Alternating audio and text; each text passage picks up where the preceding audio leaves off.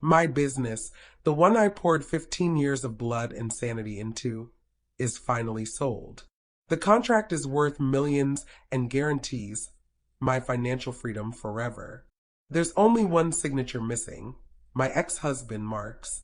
He knows I need this deal. He looked me in the eye and issued his ultimatum. I'll sign the sale agreement, but only if you hand over full, uncontested custody of our 2 children. He's blackmailing me with my own kids. I have to choose between my entire professional life, my financial future, and my fundamental right to be their mother.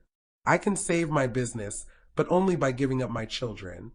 Before we begin this impossible story, please take a moment to like, comment, and share this video.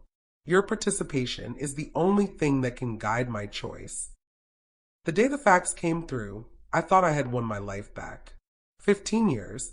That's how long I had poured every ounce of sanity, sweat, and savings into Innovate Labs, my software development firm. I had started it in a cramped spare room, juggling conference calls with nap times, fighting for every contract. Now, the largest tech conglomerate in the region wanted to buy it, offering a multi-million-dollar deal that would guarantee not just my retirement, but my children's education and their children's financial security. The paperwork was 99% complete, signed, notarized, and ready for final execution. I remember standing in my living room, looking out at the treehouse I built for my kids, Liam, 12, and Chloe, 10, feeling a dizzying rush of pride and relief. The sacrifice had been worth it. The struggle was over. Then my corporate attorney, a man whose voice usually hummed with dry confidence, called. His tone was suddenly tight, anxious. "We have a problem, Sarah. A very serious one. The problem was Mark, my ex-husband. When Mark and I divorced 3 years ago, he fought me on everything except the custody. He was perfectly happy with the current arrangement of alternating weeks, as it suited his workaholic schedule. The financial split, however, was brutal. He was controlling and litigious, insisting on burying me in paperwork.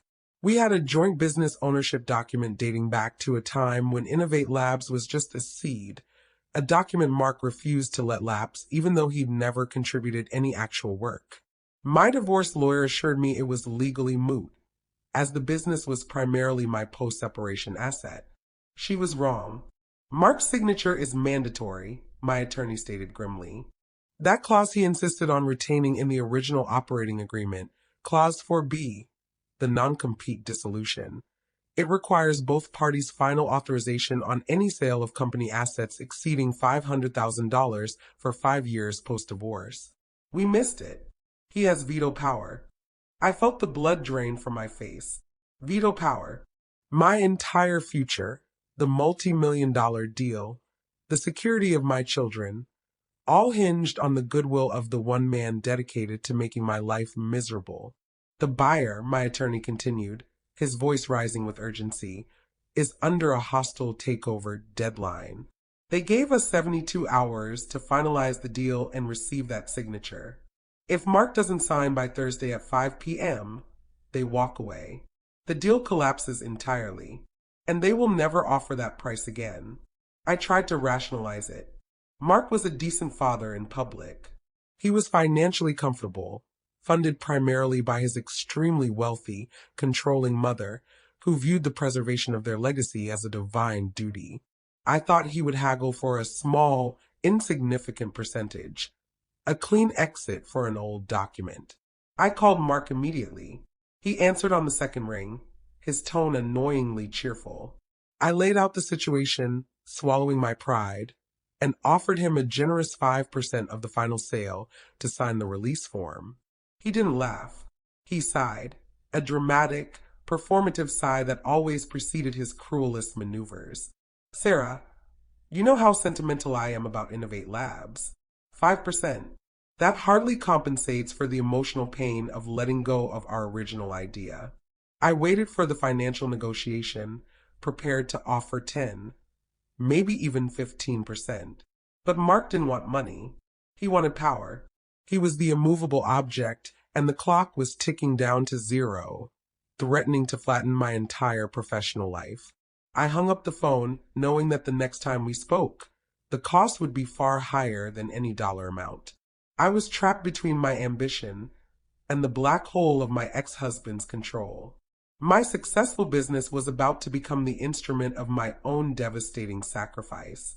I arranged to meet Mark at his lawyer's office the next morning, a sterile, neutral battlefield where I thought the conversation would remain strictly professional.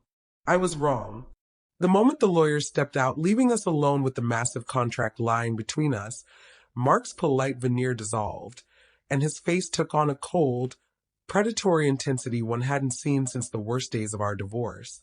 "So, the great entrepreneur Sarah finally needs my signature," he said, tapping the contract with a casual arrogance. "This is worth millions, isn't it? Enough to make you fully independent, enough to ensure you never have to work another day in your life." "It secures the children's future, Mark," I corrected, trying to keep my voice steady. "It secures their college funds and their trust funds. This is for Liam and Chloe." Mark smiled, a chilling, calculated gesture devoid of warmth. "Exactly. The children. That's what we need to talk about, Sarah. The terms of my signature are non-negotiable, and they have nothing to do with money." My stomach clenched. I knew he wouldn't ask for a percentage. I was prepared for stock options or even a lifetime consultancy fee. I wasn't prepared for the words that came next. "I will sign the document," he stated, leaning back, the picture of casual control. "But you will immediately waive your right to joint custody. I get full, sole, uncontested physical and legal custody of Liam and Chloe. You get supervised visitation every third weekend and alternating holidays. Nothing more." The room spun. I didn't register the leather furniture or the lawyer's framed degrees. I only heard the total destruction of my world. "You're insane," I whispered, the rage finally overriding the fear. "You can't be serious. You barely see them as it is.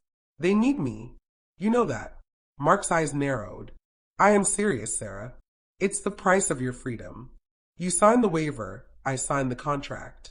The deal goes through, you get your millions, and you can live your independent CEO life without the inconvenience of being a full-time mother. If you don't sign the waiver, the contract expires in 72 hours. You get nothing. No money, no security, and your business dies." He stood up, circling the table slowly, driving home the terrifying reality. "The court will see that you chose a corporation over your children, Sarah. I will argue that your 15 years of working 18-hour days proves you value your ambition more than your children's stability. When I testify, I will state, truthfully, that you chose to let a multi-million-dollar deal collapse rather than give up one weekend of parenting time. The court will see that as a devastating indictment of your priorities. They will call you financially desperate and an unfit mother obsessed with a failed business." I struggled to process the cruelty. He wasn't just demanding custody. He was using the multi-million-dollar contract, the very symbol of my hard work, as a weapon against my motherhood. He was forcing me to sign a confession of my inadequacy as a mother, or face ruin, and have the court force the custody change anyway. "Why, Mark?" I pleaded, grabbing the edge of the table. "You don't want them. They spend half their time with the nanny. You're doing this just to hurt me." "It's business, Sarah," he replied, a chillingly calm delivery. "You want to play the capitalist, so play the game. The terms are simple. Your money or your children. The 72-hour clock is running. Choose your future." I watched him walk out, leaving me alone with the contract. The price of my professional success was the abandonment of my children. I was trapped in a moral vice. If I signed the papers, I would become the richest woman in the state who only saw her children 3 times a month.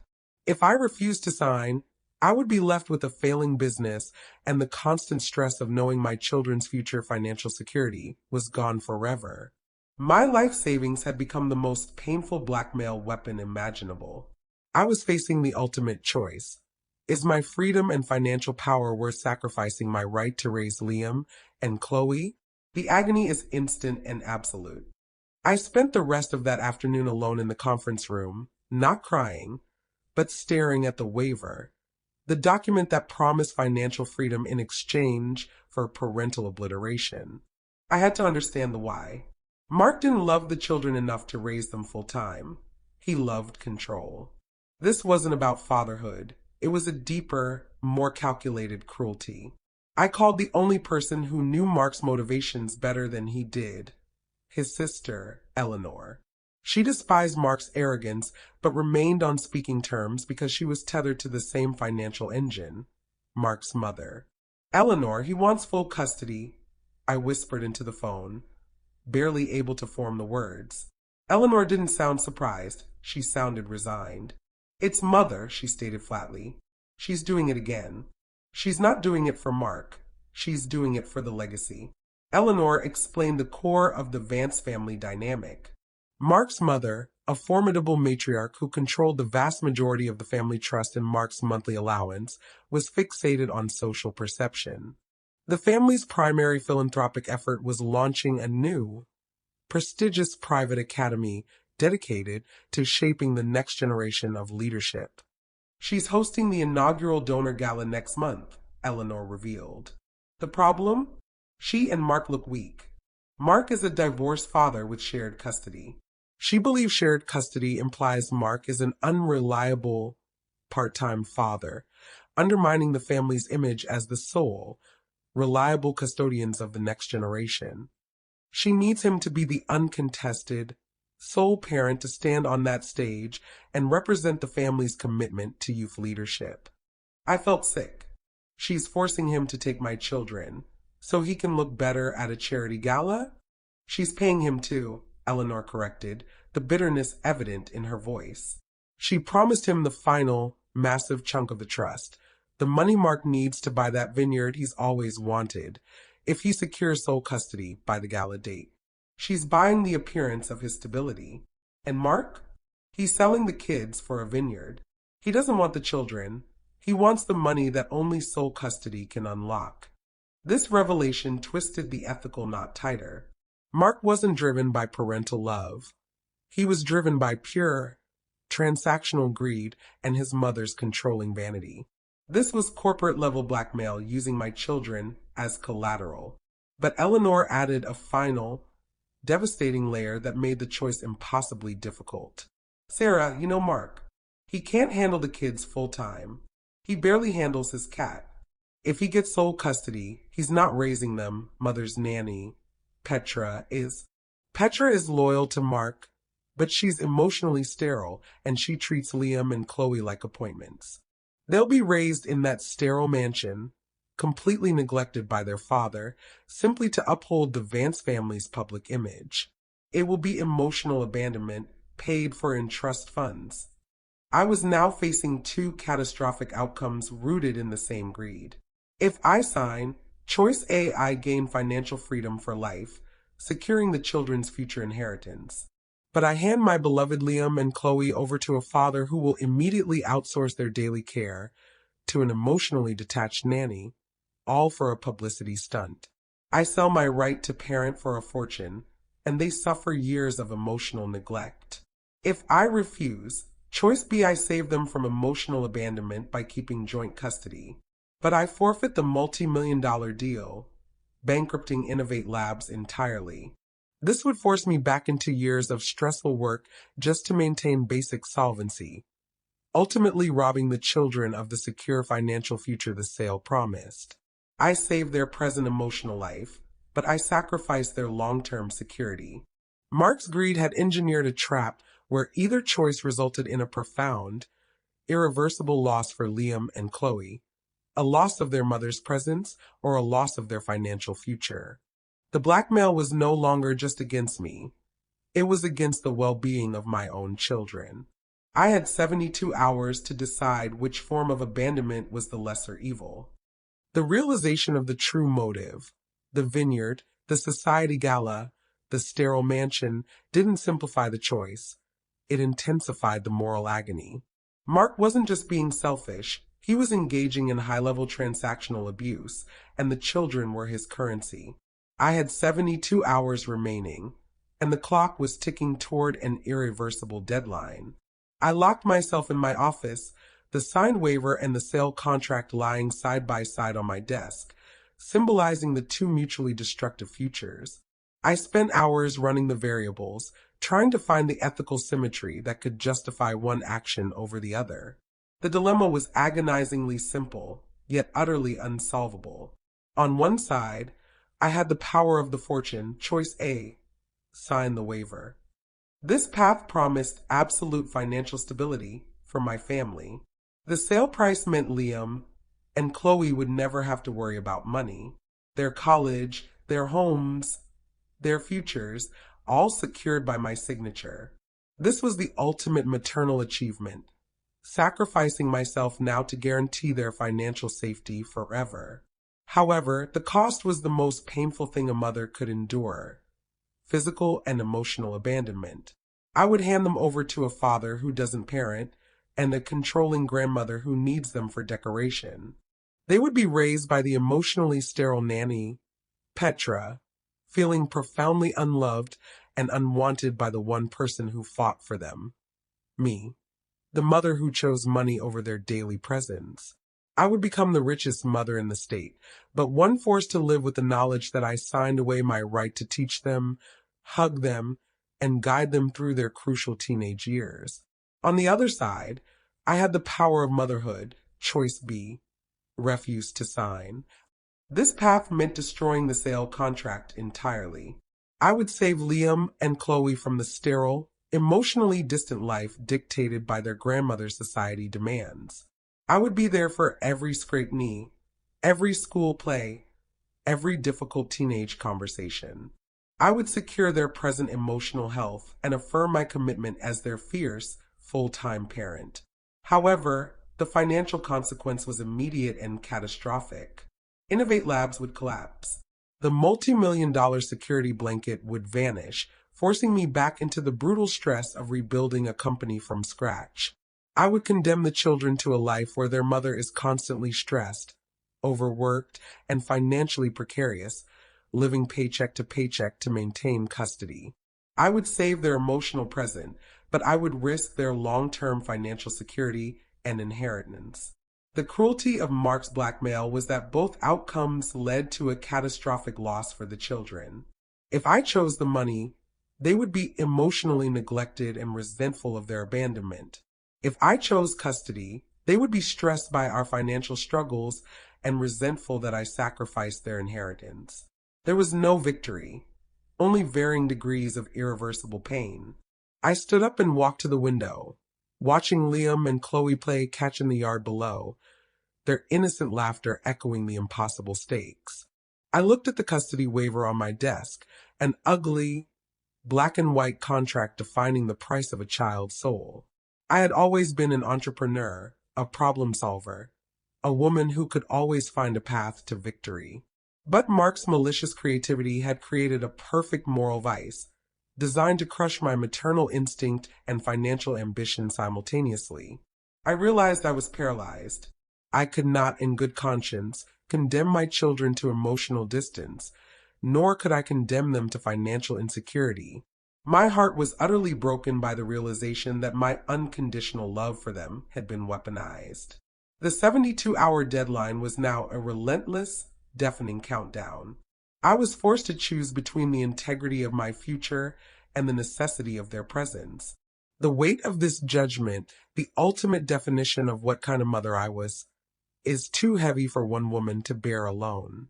I needed the world to look at this devastating bargain and tell me, is financial freedom worth sacrificing my right to be their mother? I realized I couldn't just trust Mark's timeline. I needed confirmation of the absolute, non-negotiable nature of the sale deadline. If there was a week of wiggle room, if the buyer was simply bluffing, the entire moral equation changed. My corporate lawyer, Mr. Hayes, confirmed my deepest fear. There was no wiggle room. I called Mr. Hayes back, my voice tight with a cold desperation that had replaced tears. Mark is demanding full custody to sign. I need to know beyond a shadow of a doubt if this 72-hour deadline is firm. Can we get an extension? Can we threaten legal action against Mark to force the signature? Mr. Hayes's sigh on the other end was heavy with professional defeat. Sarah, the buyer, he named the massive conglomerate, they are under extreme pressure. This is a hostile takeover, and Innovate Labs is the final piece of the puzzle. They are restructuring their entire Asian Pacific division on this acquisition. If they miss the closing window, their internal contract defaults. They won't just walk away. They are legally mandated to find another solution immediately. He elaborated on the devastating fragility of my deal. They've already extended the deadline, once due to Mark's initial stonewalling. They gave us the 72 hours as a final, irrevocable window. If Mark's signature is not on the document by Thursday at 5 p.m., the deal is dead. Permanently. The buyer's counsel has already prepared the termination documents. I felt the last vestige of my negotiating power vaporize. This wasn't a bluff. It was a hard, capitalist certainty. If I chose motherhood, choice B, and refused to sign, the financial fallout was not just the loss of the multi-million-dollar payout. It was the total, immediate bankruptcy of Innovate Labs. What about the business itself, Mr. Hayes? I asked, trying to remain clinical. Can I pivot? Can I find another buyer? Can I keep the doors open? Innovate Labs is not liquid, Sarah. You've been paying the legal fees for the divorce and the operational costs out of pocket for 6 months, expecting this payout. Your accounts are thin. If the sale collapses, you lose the $500,000 earnest money you promised the buyer if the deal failed on your end. That obligation, plus the severance packages you promised your key employees, means Innovate Labs will enter insolvency by the end of next week. You will have to declare bankruptcy. The assets, the valuable IP and software, will be sold off piecemeal for pennies on the dollar. The reality was crushing. Refusing Mark's blackmail wasn't a sustainable act of defiance. It was an act of financial suicide that left my children entirely exposed. If I fought Mark in court for custody, as he threatened in the ultimatum, I would do so as a financially ruined, bankrupt, high-stress mother who just let a multi-million-dollar fortune slip through her fingers. Mark, the wealthy father, would parade the court records showing my financial failure and my desperate, failed ambition. Mr. Hayes's final warning was the true legal trap. Mark's custody maneuver, while cruel, is brilliant. If you refuse the deal, he will use your immediate financial bankruptcy and job loss as irrefutable evidence that you are unfit to maintain the lifestyle and stability required for the children. He will win sole custody anyway, and you will have sacrificed your wealth for nothing. I hung up the phone, the cold truth settling over me. Mark had calculated the move perfectly. He had weaponized the deadline, weaponized my business success, and weaponized my inevitable financial failure. I could not save the business and keep my kids. I could not save my kids and maintain my solvency. The price of motherhood was not just high, it was total and absolute self-immolation. The only path to my children's financial security was the ultimate parental sacrifice. The stage was set for the deepest, most horrifying betrayal a mother could commit. I had been so consumed by the legal and financial reality of Mark's ultimatum, I hadn't truly faced the emotional reality for my children. Mark claimed the children would be fine, thriving in his sterile mansion with Petra, the nanny. I needed to know the truth of the emotional cost before I signed their future away. I waited until Liam and Chloe returned from their final exchange day at Mark's house. They walked in the door not with excitement, but with a weary resignation that crushed me. Liam, my 12-year-old, dumped his expensive private school backpack onto the floor and immediately went to the window, staring out.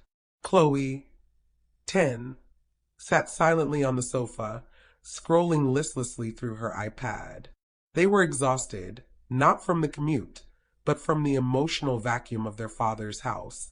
I sat beside Chloe and gently asked her about their week. "Did you have a good time at Dad's, sweetie?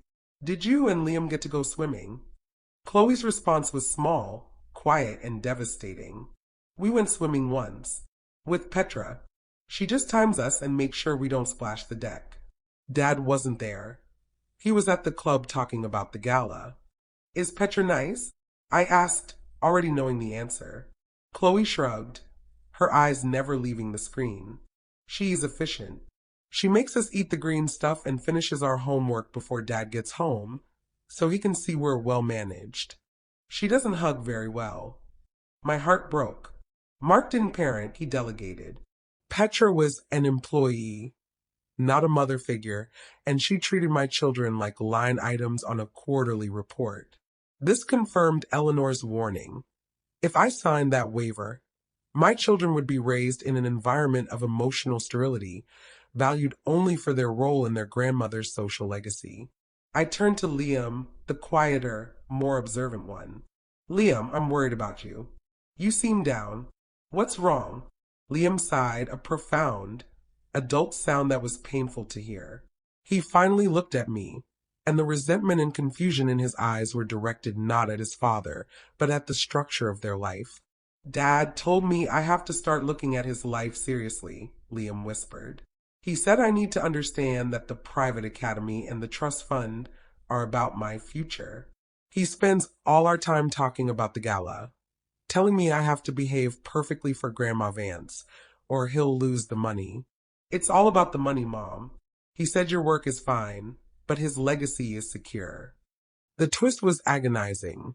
Mark was using the children's time with him to actively teach them that money and legacy were the only things that mattered, and that their mother's modest, passionate business was a fragile failure. He was poisoning their values to secure his wealth. Liam's voice dropped even lower. Mom, if you ever had to choose between us and your business, which one would you choose? The question was the final, devastating dagger. Liam was voicing the exact dilemma Mark had forced upon me. He was asking for a fundamental assurance that no mother should ever have to give. I couldn't answer him. I pulled both children close, holding them tightly, realizing that my mere possession of the sale contract had already damaged them. They were aware of the financial pressure, and they were aware of their father's cold, transactional view of their lives. If I chose choice A, sign the waiver, I secure their financial safety, but I sentence them to years of deep emotional neglect under Petra, who treats them like prestige objects. My absence will confirm to Liam that I chose the money, cementing his father's cruel lie about my priorities. If I chose choice B, refuse the deal, I save them from the emotional vacuum of Mark's house, guaranteeing my presence. But I condemn them to watching their mother struggle desperately in a bankrupt business, fighting perpetual stress, and robbing them of the secure inheritance that Mark already holds over their heads. The agony was complete. The choice was between their long-term financial health and their immediate emotional survival, and the deadline was less than 48 hours away. Mark's cruelty had worked perfectly. I was trapped, unable to choose which form of irreversible damage I was willing to inflict on the two most important people in my life. The 48-hour countdown was now a living, breathing monster, and Mark's final, calculated move was the most devastating. I called my divorce attorney, Ms. Delgado, hoping there was a loophole in Mark's custody demand, some way to force his hand without signing the document. Ms. Delgado, Mark is leveraging the business sale against custody. He says if I refuse to sign, he'll let the deal collapse and then use my resulting bankruptcy to prove I'm an unfit, high-risk mother, I explained, my voice strained. Ms. Delgado's response confirmed the absolute cruelty of Mark's strategy. He's not bluffing, Sarah. His legal position is flawless. We cannot fight him on custody right now. Here's the trap, and it's absolute. If you choose to refuse the deal, choice B, you will lose custody anyway. I felt the last pillar of my hope crumble. Why? Why when I fought for them? Because of the optics, Sarah. The court system prioritizes stability and financial safety. If the Innovate Lab sale collapses, you are immediately insolvent. Mark, the wealthy father, will walk into court with documents showing that you sacrificed a multi-million-dollar fortune out of emotional instability, that you preferred to bankrupt your company and plunge your children into poverty rather than compromise a small fraction of your parenting time. She continued, the sound of a stapler clicking on her end emphasizing the cold finality of her analysis. Mark's lawyer will argue that you have proved his original assertion, that you are an unstable entrepreneur who views her business as a personal obsession. He will present evidence that you chose emotional spite over financial responsibility. The judge will see that Mark, the stable, wealthy father, offers the children a guaranteed, secure lifestyle and inheritance, while you offer chaos and the imminent loss of their home. The full horror of Mark's legal trap settled over me. I had no choice that guaranteed custody. If I sign, choice A, I willingly hand the children over to Mark's sole custody, securing the money and their inheritance, but confirming my betrayal in their eyes. If I refuse, choice B, the sale collapses. Innovate Labs goes bankrupt, and Mark uses my resulting financial devastation to win sole custody in court. I sacrifice the multi-million-dollar fortune and still lose my children. Mark had engineered the situation so that my act of greatest maternal love, refusing the money to keep my children, would be interpreted by the legal system as my ultimate failure as a provider, ensuring I lost them anyway. I was trapped between two forms of devastating abandonment, both leading to the children living with Mark. You're telling me there is no possible choice that saves both my business and my full custody rights? I asked, my voice barely a whisper. None, Ms. Delgado confirmed gently. Mark has forced you into an impossible binary. You either sign the waiver now, secure the children's wealth, choice A, and accept the shame of supervised visitation, or you refuse, lose everything, and have the court force the exact same outcome, choice B, but without the financial security. The cost of preserving your current relationship with them is now absolute ruin for all three of you. I hung up, the phone feeling heavy and cold. The illusion of a moral choice was gone. Mark hadn't offered a choice between money and children. He had offered a choice between a catastrophic loss with financial ruin, refusing, and a catastrophic loss with guaranteed security, signing. I stood alone in my office, realizing the only decision left was determining which type of ruin the children deserved, poverty and stress, or wealth and emotional neglect. My entire future was reduced to a final, devastating, and unavoidable sacrifice. The knowledge imparted by Ms. Delgado was a death blow. Mark hadn't offered a choice between two evils. He had offered a choice between total, pointless ruin or managed, guaranteed disaster. I had been fighting to keep my children, but the law had already determined the outcome. I walked into the kitchen, the signed waiver and the business contract feeling like literal chains. I had fought Mark's financial greed for years, only to realize that his ultimate victory was based on the structural cruelty of the court system. They value wealth and stability over emotional presence. Liam's innocent question, Mom, if you had to choose between us and your business, was now screaming in my head, demanding an answer that neither wealth nor love could justify. I reviewed the final, excruciating binary for the last time. Choice A, sign the waiver, the path of the mercenary. I choose the multi-million-dollar fortune. I secure their trust funds, their private education, and their long-term financial freedom. But I knowingly confirm their growing belief that I chose money over them. I hand them over to Petra, the emotionless nanny, for the next 6 years, watching them become decorative pieces in their grandmother's society game. My victory is a fortune, and my life is defined by the shame of signing away my maternal role. I condemn them to the emotional abandonment of wealth. Choice B, refuse to sign the path of the martyr. I choose to fight for the final 48 hours. I let the sale collapse. Innovate Labs goes bankrupt. I lose the fortune, lose my job, lose the money, and then Mark walks into court with the bankruptcy papers to prove I'm an unstable, financially reckless parent. The court grants him sole custody anyway. I lose everything, the fortune, the business, and the children. This is the only path that yields absolute, total loss for me and ultimately for the children who are dragged through years of legal and financial chaos for nothing. The weight of this decision was the crushing understanding that motherhood cannot survive Mark's legal maneuver. My sacrifice would be meaningless. I was forced to choose between being a wealthy absentee mother, choice A, and a broke, irrelevant absentee mother, choice B. The agony of choice A, the betrayal of signing the document, was balanced by the responsibility of securing their financial life raft. I might lose their love now, but I guarantee their futures. The agony of choice B, the refusal, was the ultimate defeat, proving Mark right and rendering my decade and a half of entrepreneurship worthless, with the same result. Mark wins custody. I grabbed the waiver and the pen, the sweat cooling on my palms. I was prepared to sign the document, prepared to become the villain in my children's story, just to guarantee they had the financial armor to survive the years of neglect that Mark's mother would inflict on them. I was about to commit the profound, necessary betrayal. But then I thought of Liam's eyes and his direct, innocent question, which would you choose? If I signed, Liam would know, forever, that I chose the money. If I refused, he would know I fought for him until the very end, even if I was ruined. I realized that my true purpose here was not legal victory, but moral clarity. I am trapped. I am broken.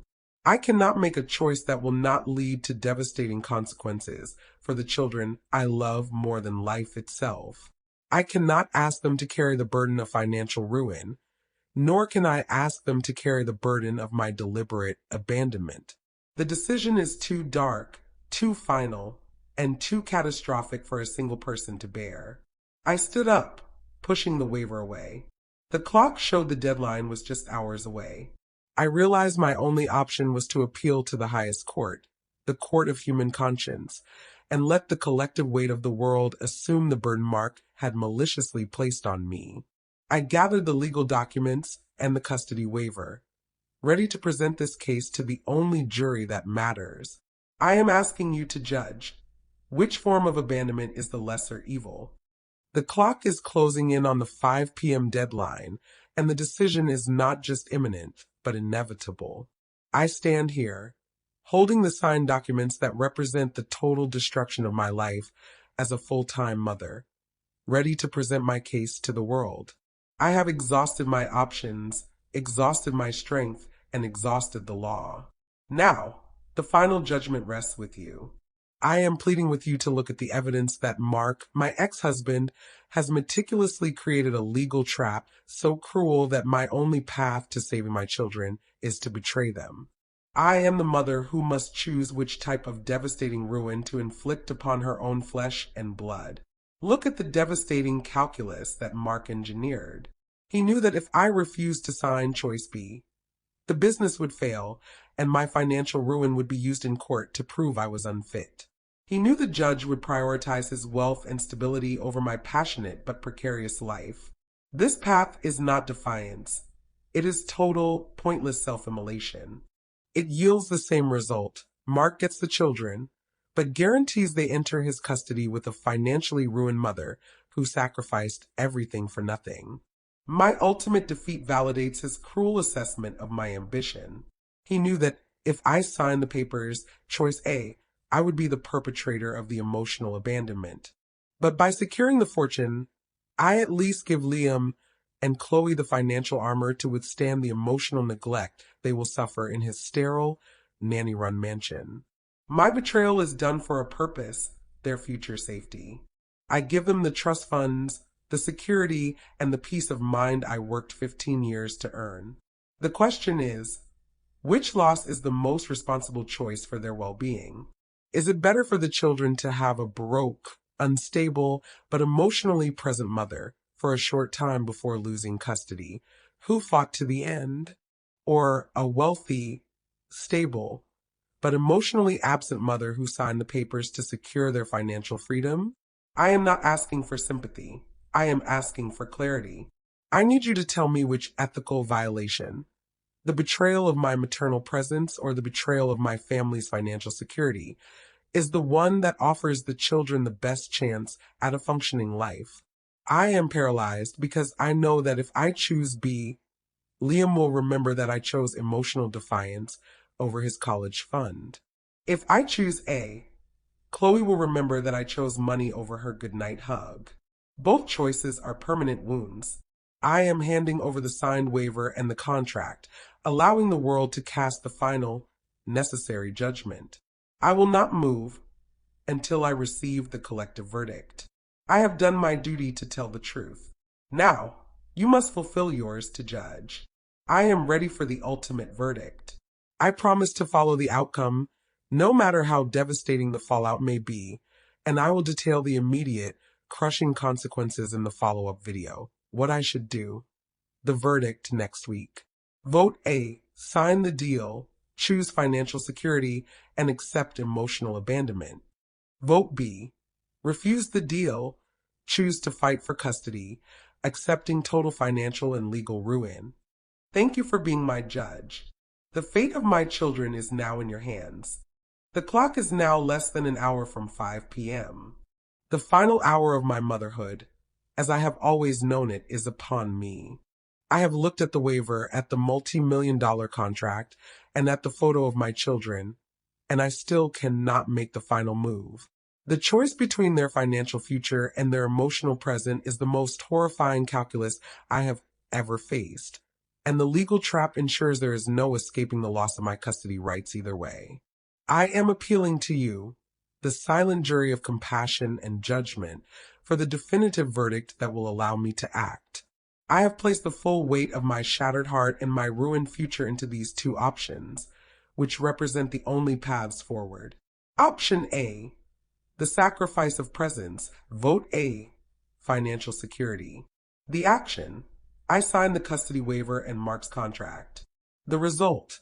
Liam and Chloe's financial security is guaranteed through their trust funds and inheritance. I retain supervised visitation, securing their financial stability at the expense of my maternal presence. The cost. I become the mother who willingly signed away her children, confirming Mark's lie that I chose money over them. They will suffer years of emotional sterility under Petra's care, and I will be haunted by the knowledge that I betrayed their innocence for a fortune. Option B. The sacrifice of security. Vote B. Fight for motherhood. The action. I refuse to sign the contract, allowing the 5 p.m. deadline to pass. The result. I temporarily fight to keep joint custody, affirming my absolute maternal commitment. However, Innovate Labs instantly files for bankruptcy. I lose the fortune, lose my job, and lose the ensuing custody battle when Mark presents my financial ruin to the judge. The cost. I inflict total, pointless ruin on all three of us. The C. Children lose their financial inheritance and still lose me to Mark's custody, having witnessed years of their mother's desperate, fruitless struggle and bankruptcy. This option makes my sacrifice meaningless. There is no honorable path left. Mark designed this to force me to commit the lesser evil. I must now determine, through your collective wisdom, which form of abandonment is the most responsible choice for the emotional and physical survival of my children. I have spent 15 years building a future for them. I cannot spend the last hour destroying it based on pure, self-serving emotion. I must act for them. I am asking for your final, collective mandate to give me the moral authority to move forward. I will not leave this office until the majority of you tell me which signature to deliver. I am ready for the painful truth. Choose the path of less destruction. Vote A. Sign the deal. Choose the financial armor and accept supervised visitation. Vote B. Refuse the deal. Choose to fight for custody, accepting total personal and financial ruin. The fate of my children is now in the comments. Thank you for being my final judge.